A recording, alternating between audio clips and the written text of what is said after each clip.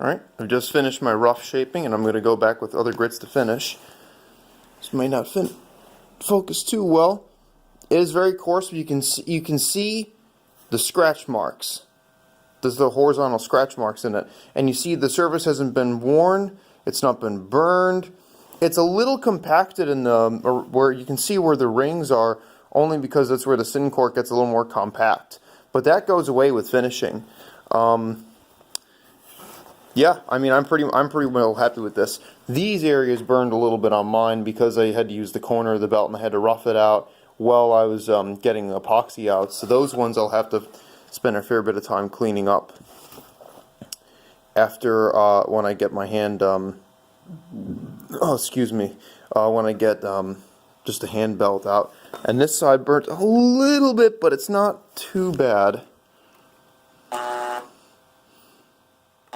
And I can get through that just fine. It's just you don't want any really big glaze spots to show through.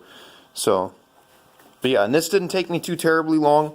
It's a long handle. It's a handle for a 13-14 weight fly rod. First actually that's been built off of this blank. I'm the first person ever to build on this blank, which makes me very happy. But anyways, that's besides the point. I like a very straight, plain handle. This is basically just straight, constant thickness from the tip of the foregrip all the way down to the base, and the rear grip is basically the same, except they got two larger rings capping the top and the bottom to kind of give me some sort of feedback between, so I know where I'm on the top of the handle or the bottom. It keeps me from going too far down the bottom. So yeah, I'm going to do that. So I'm going to finish up with by hand. I'm going to take my old belt. And these belts, you want them to be as sharp as possible. As soon as they start to hesitate in cutting, you want to just yank them off. It helps if you have other hobbies because these are expensive belts.